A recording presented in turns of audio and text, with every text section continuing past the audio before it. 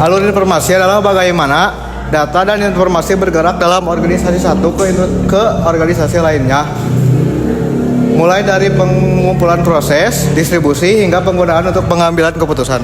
Adapun jenis-jenis alur informasi yaitu pertama yaitu alur serentak, banyak pihak menerima sekaligus, efektif jika butuh respon cepat.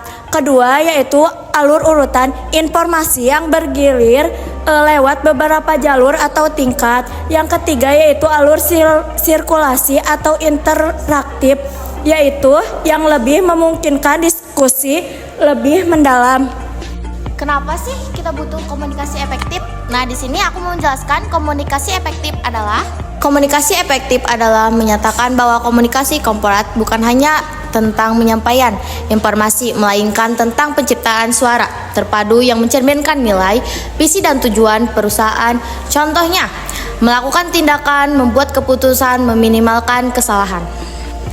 Adapun unsur-unsur dalam komunikasi efektif, yang pertama adalah kejelasan, yang kedua adalah ketepatan, yang ketiga adalah konteks, dan yang keempat adalah bahasa, dan yang kelima adalah budaya. Pengertian administrasi berbasis data. Administrasi berbasis data berarti proses administrasi pengumpulan data yang dilakukan secara sistematis dengan memanfaatkan data sebagai dasar pengambilan keputusan. Adapun data-data yang disajikan dalam administrasi berbasis data yaitu yang pertama data collection, yaitu pelacakan opini publik audien bahwa teknologi digital memungkinkan pelacakan opini, komentar dan reaksi di media sosial yang memberikan informasi tentang pandangan audiens.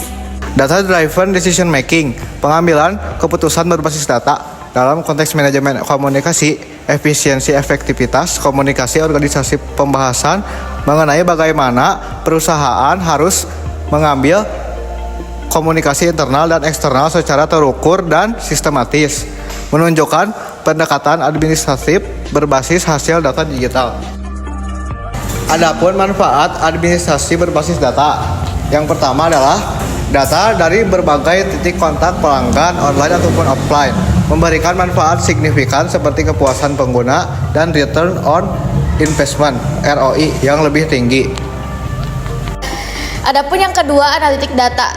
Berubah cara organisasi membuat keputusan, mengelola proses bisnis, dan menciptakan produk jasa baru. Dengan menggunakan data, organisasi bisa memperoleh keunggulan kompetitif. Yaitu data yang selaras dengan strategi bisnis, meningkatkan agilitas organisasi, respon terhadap pasar dan perubahan dan kinerja. Nah, di sini ada cara-cara mengelola data administrasi berbasis data. Yang pertama, sumber data organisasi. Nah, di sini mengambil data karyawan atau keuangan publik, dan yang kedua, pengumpulan data dan input data. Nah, bisa dicari dalam from digital atau supply online dan integrasi sistem informasi. Yang ketiga adalah pengolahan data. Bisa diambil dari database terpusat, validasi dan pembersihan data, analisis dan visualisasi data, dashboard, grafik, laporan, analisis, tren, dan prediksi. Dan yang kelima yaitu bisa diambil dari pengambilan keputusan dari berbasis fakta dan bukti data, efisiensi dan transparansi. Yang keenam itu bisa diambil dari evaluasi dan umpan balik data, yaitu perbaikan sistem, pembaruan kebijakan.